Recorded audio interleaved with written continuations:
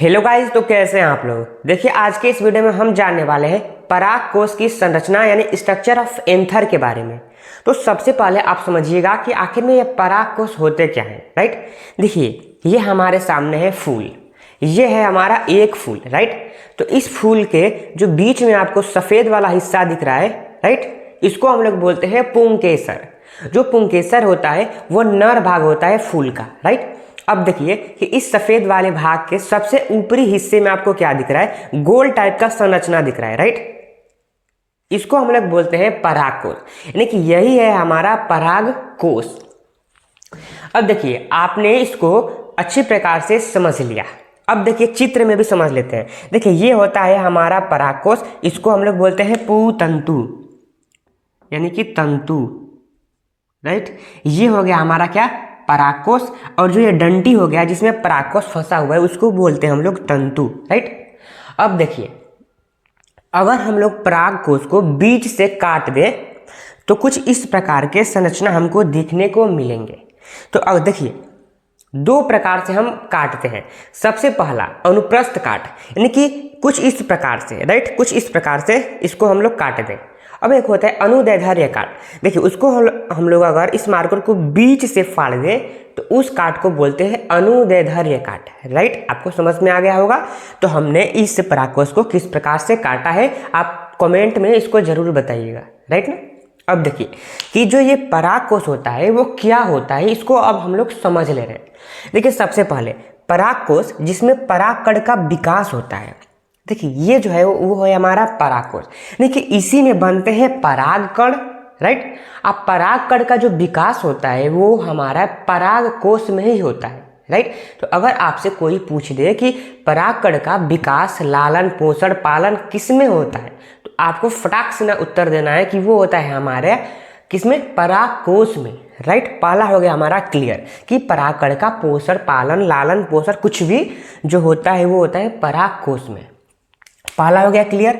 दूसरा क्या है कि परागकोश में दो पालियां होती हैं। परागकोश में कितनी पालियां होती हैं, दो पालियां होती हैं। कि ये हमारा परागकोश। राइट, तो ये जो काला बीच में लाइन दिख रहा है ये पालियों को बांट रहा है, यानी कि इधर एक पाली एंड इधर दूसरा पाली। राइट, यानी परागकोश में दो पालियां होती हैं। तो ये भी हो गया हमारा क्लियर। अब तीसरा क्या है कि प्रत्येक पाली में दो लघु बीजाणुधानी होते हैं।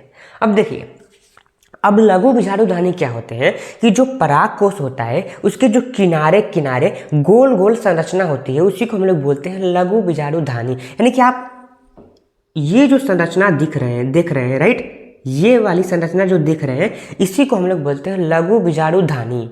कि देखिए ये है प्रथम पाली, इसमें कितने लघु बीजाणुधानी आपको दिख रहे हैं, तो दो।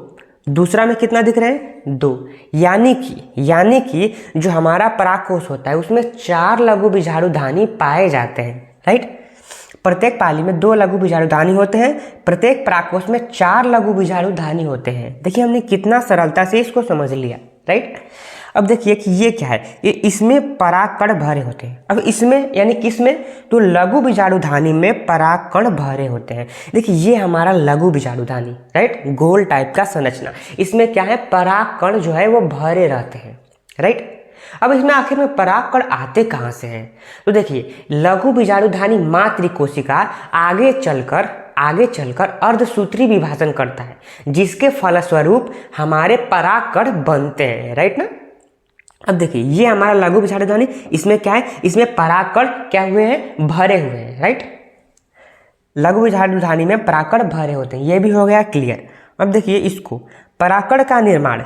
अब देखिए बात वही आ गया कि आखिर परागकण का निर्माण कैसे होता है। तो देखिए परागकण का निर्माण लघु बीजाणुधानी मातृ कोशिका में अर्धसूत्री विभाजन से होता है। राइट, लघु बीजाणुधानी मातृ कोशिका, लघु बीजाणुधानी का जो मातृ कोशिका होता है जिससे कि वो मिलकर बना होता है, उसी कोशिका जब अर्धसूत्री विभाजन करता है तो हमारे जो परागकण होते हैं उनका निर्माण होता है। राइट ना। तो ये भी हो गया हमारा क्लियर। देखिए हमने कितने सरलता से इसको समझ लिया। देखिए एक क्वेश्चन और बनता है कि आखिर में परागकण का निर्माण कैसे होता है। परागकण का निर्माण कैसे होता है आपको बताना है कि परागकण का निर्माण कैसे होता है। तो सिंपल सिंपल सा आपको जवाब देना है कि देखिए जो लघु बीजाणु धानी होता है, लघु बीजाणु धानी, उसके जो मातृ कोशिका होते हैं, मदर सेल होते हैं, उन्हीं के आगे चलकर उनमें अर्धसूत्री विभाजन होता है। जब अर्धसूत्री विभाजन होता है तो उसी के फलस्वरूप हमारे परागकण का निर्माण होता है, राइट।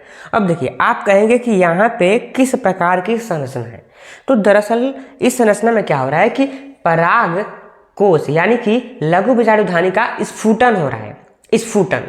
अब स्फुटन जो है वह सरल भाषा है, आप इसको समझते होंगे। अगर आप इसको समझते होंगे तो आप कमेंट बॉक्स में ज़रूर बताइए कि आखिर में ये स्फुटन होता क्या है, हम आपको नहीं बताएंगे, राइट ना।